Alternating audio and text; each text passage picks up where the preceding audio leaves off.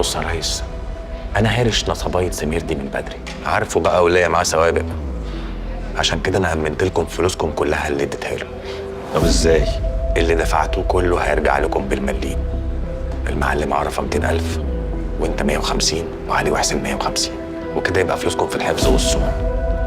بس انا ليا عندك طلب واحد. قول.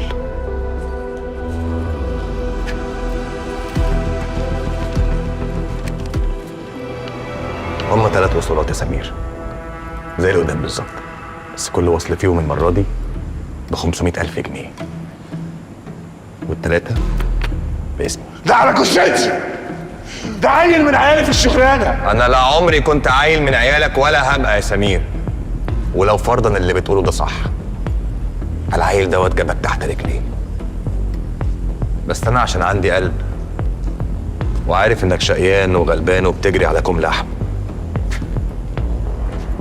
ما يرضينيش اقطع عيشك، ولا يرضيني اخليك مكسور قدام عيالك. فلو هتشتغل يا سمير هتشتغل عندي تحت عينيا، وعلى قولك هتشتغل صح تبقى حبيبي ورايك. هتعمل لي فيها تنين مجنح، هتطير شويه بس هتقع في الاخر. بعد ما تقع هتجيلي هنا تحت رجلي تاني زي دلوقتي.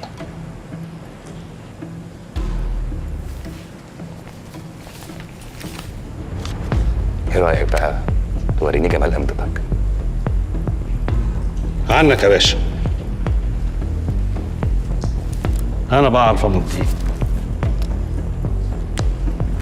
يمسك يمضي.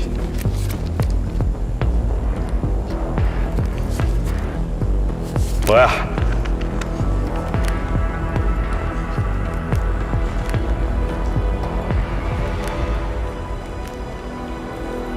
تمام.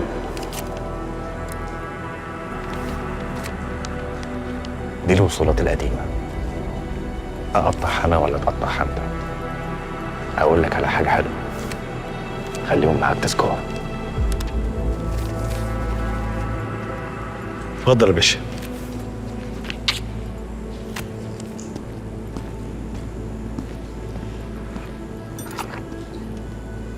كده بقى هنفكك.